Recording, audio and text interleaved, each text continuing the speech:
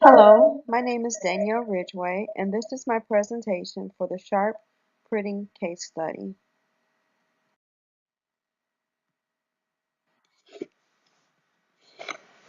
3 years ago, the Sharp Printing Strategic Management Group set a goal of having a color laser printer available for the consumer and small business market for less than $200. After completing the bottom-up time and cost estimates for the deliverables and the WBS, Lauren and her group found that the project cost estimate was $1,250,000. The Strategic Management Group completed what is called the top-down estimate. They created an estimate based on their knowledge and their experience of how much they felt like the whole project would cost. Lauren, she completed the bottom-up estimate, which is the most reliable estimate, but it takes longer. It's based on the WBS creation, and the cost for it. It calculates the cost for each work package, and the cost for work packages are rolled up.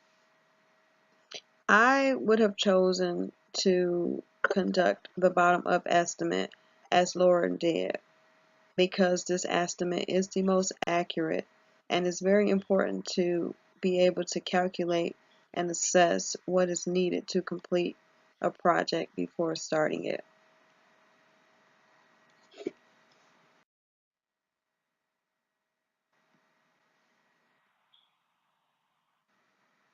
In project management, the preferred approach would be to make the rough top-down estimate and then to develop the WBS, to make the bottom-up estimate, and then to develop the schedules and the budgets from that. And then you can reconcile the differences between the top-down and the bottom-up estimates.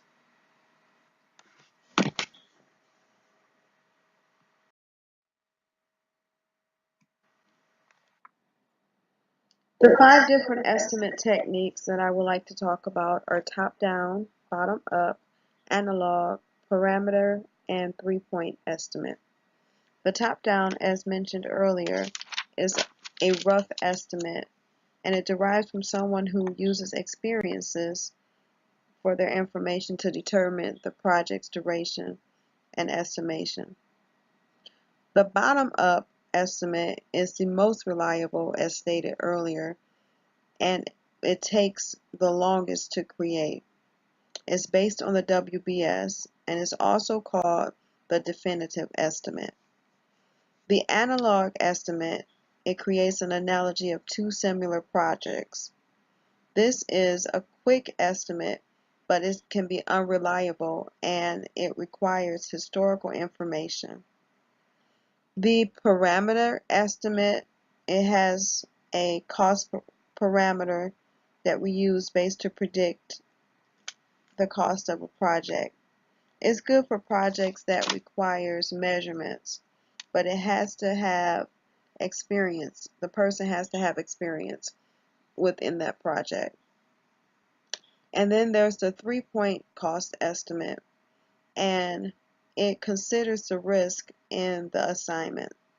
It gives the weight average that considers both the most optimistic, the most pessimistic, and the best guess, the most likely. The best choice for this case study would be the bottom-up estimation approach, because it gives detail to what should be done with this project and if this project should be conducted or not.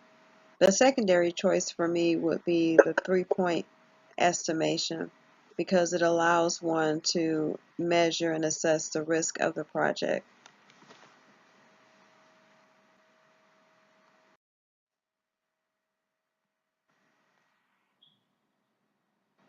Some of the pros and cons for the various estimate techniques. The top-down estimate technique is very timely, but the rough estimate can result in skewed results. The bottom-up is the most accurate estimate, but it consumes a lot of time and takes the longest to complete. The analog is a quick estimate approach, but the analog is at times unreliable. The parameter is good for projects that require measurements, but parameter can cause regression analysis. The 3-point considers risk in the assignment, but the 3-point is difficult to tell if the optimistic, pessimistic, or most likely estimations are truly objective, and it is also possible that the estimates can be very or overly optimistic.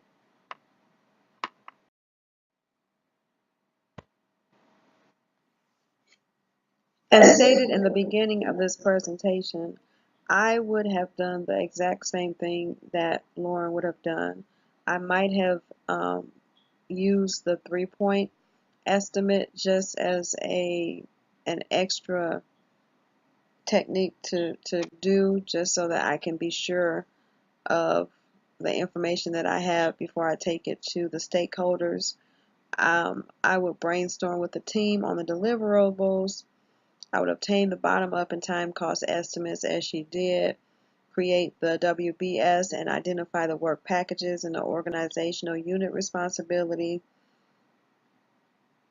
I would complete a 3-point estimation with the team, and then I would schedule a meeting with the stakeholders just so that I can know that we're on the right track, because I wouldn't want to start a project and it has that big of a gap.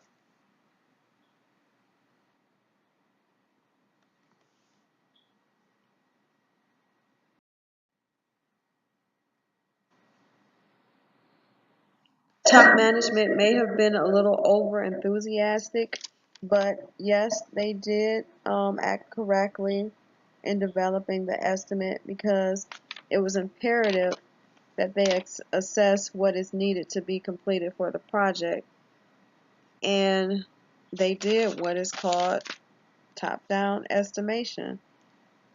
It wasn't an accurate estimate, but it gives some type of pattern or some type of foundation for the project.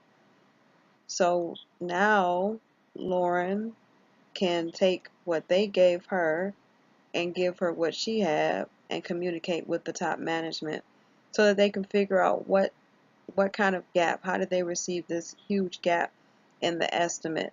Is it because the materials that the top management chose or want to use are less expensive than the materials that they want to use, or maybe the laborers are less or more expensive, or maybe someone wants to subcontract and use other contractors for the resources. It sounds like the resource may be constrained with the project, but that is something that they would look at further after they have their meeting. So it's very important for them to assess the direct and indirect costs. They may possibly have to reduce the project scope and just decide, should this project take place or not. So this is the completion of my presentation. I hope that it was very helpful. Have a great day.